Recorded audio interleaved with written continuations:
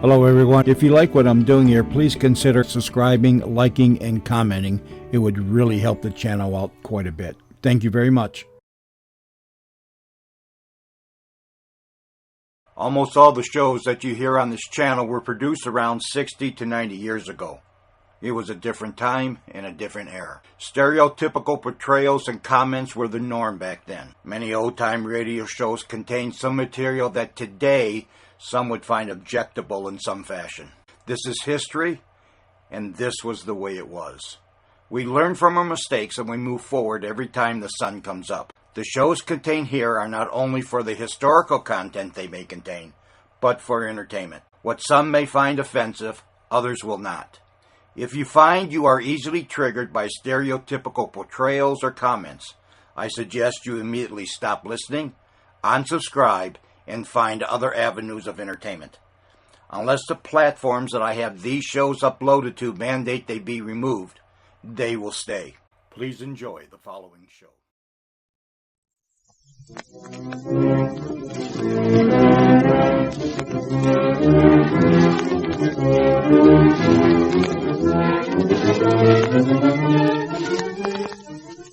The most delightfully fascinating character in the realms of mystery, Charlie Chan.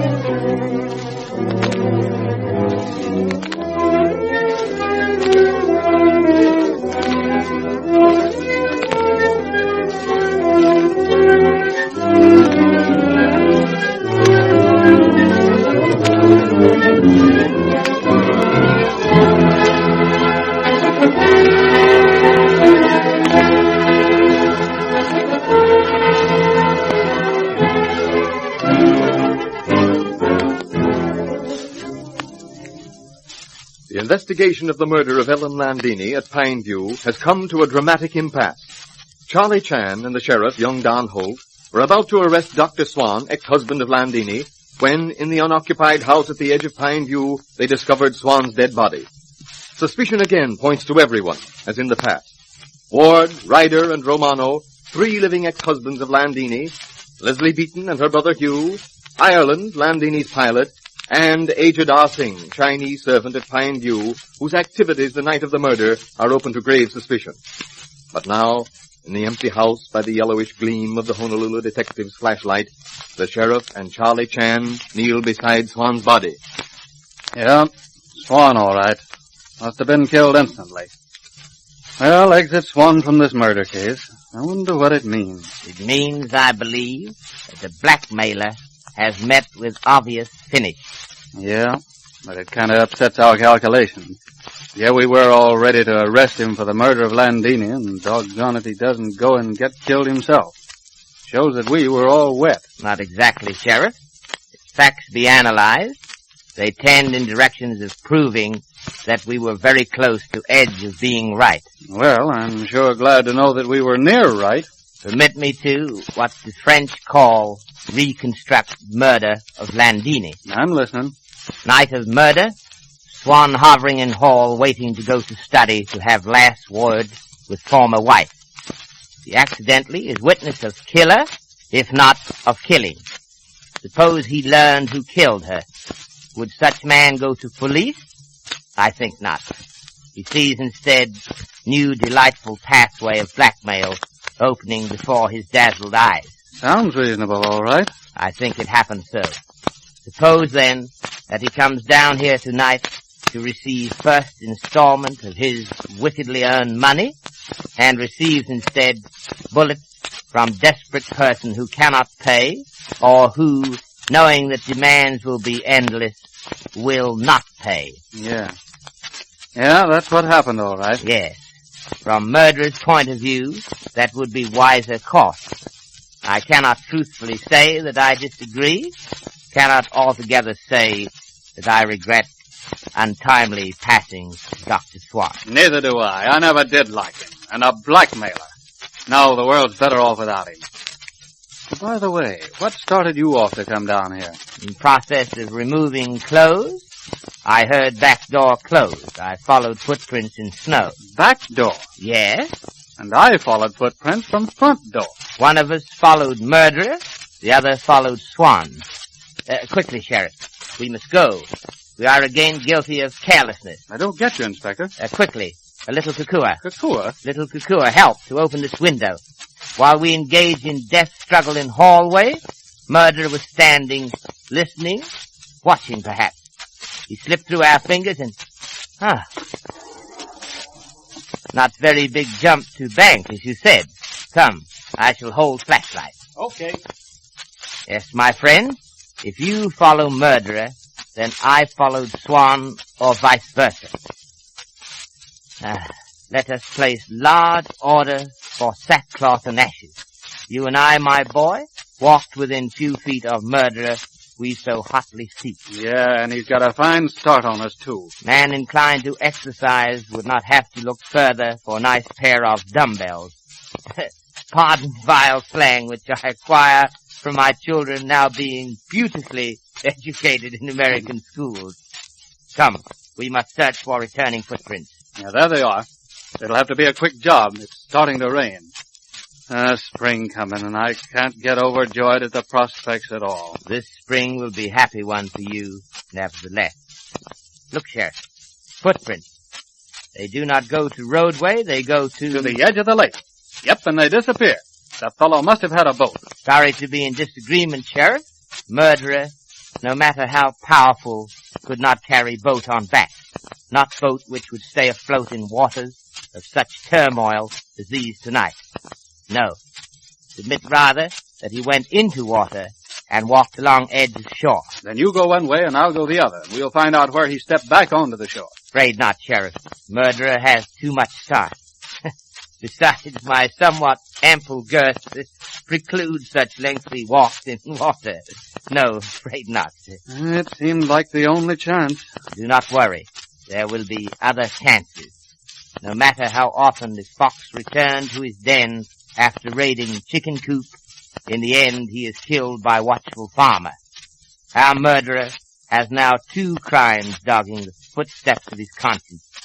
We shall win. But I don't see a starting point at all, Inspector. We're just as far from a solution as ever. And another murder to solve to boot. But we do have starting points. Where? I can't see it.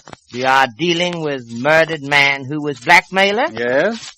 Then in order to pursue his nefarious trade, it is necessary to have person worth blackmailing. Oh, I get you. Had to be someone with enough money to make it worthwhile. Most assuredly. Otherwise Swan would have reported murder. This is always predicated upon thought that our theory is correct one. Here we are at Pine View. Hope the murderer did not lock the door behind him when he returned to the house. He didn't. The door's open. Quietly now.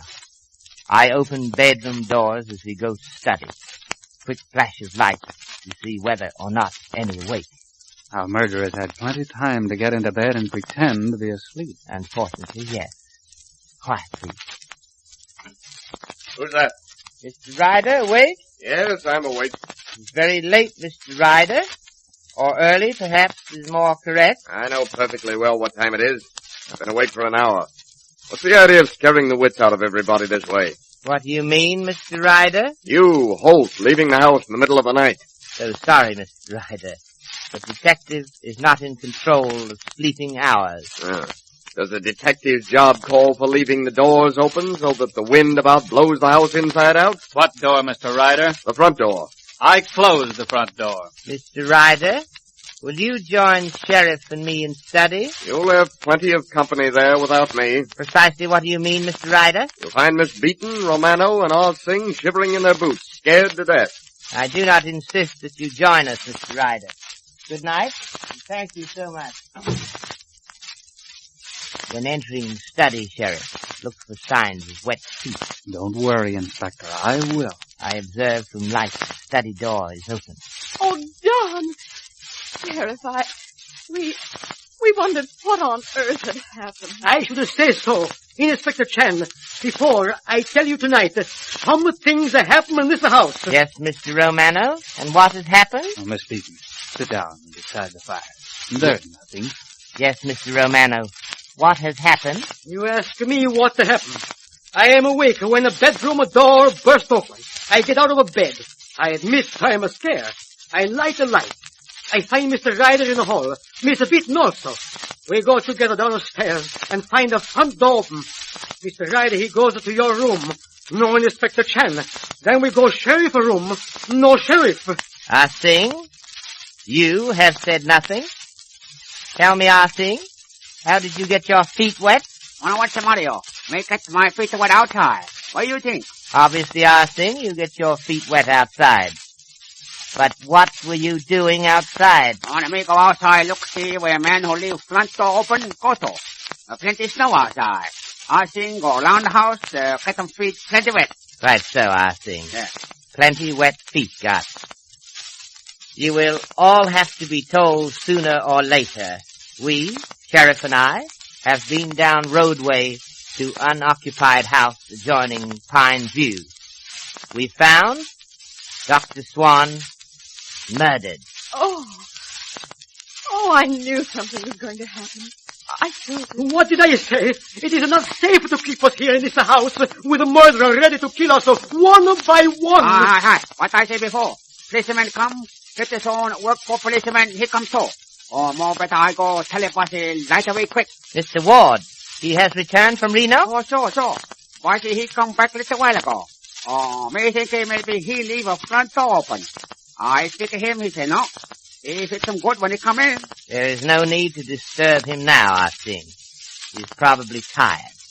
And waking him will not help solve murder to Dr. Swan. Please do not worry.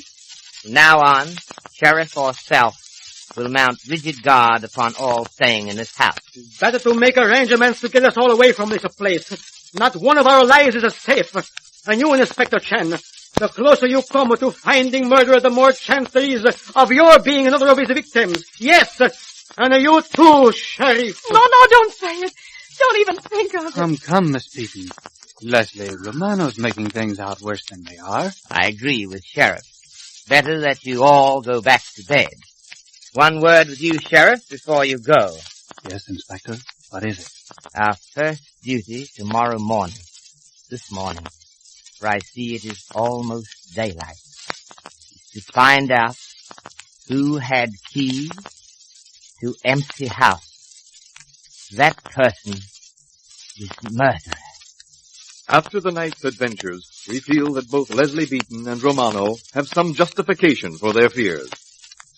Will Inspector Chan be able to find who had the key to the empty house? Only time will tell. After your sponsor has delivered his message, Inspector Chan will be with us again.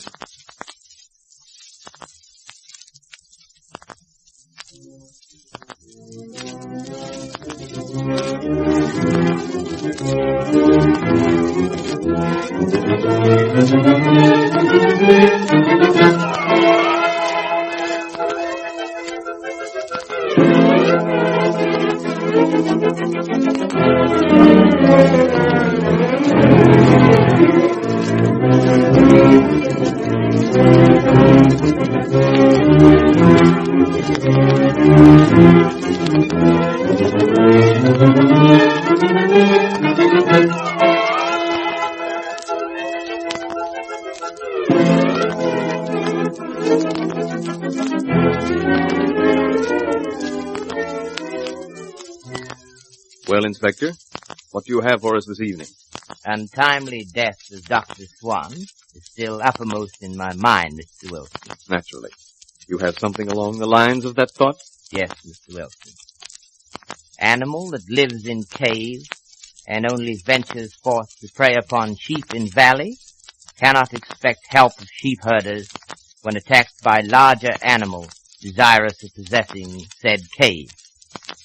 So with criminal who goes against laws of society. He cannot expect society's protection when at the last he desires same. Thank you, Inspector Chan, and good night.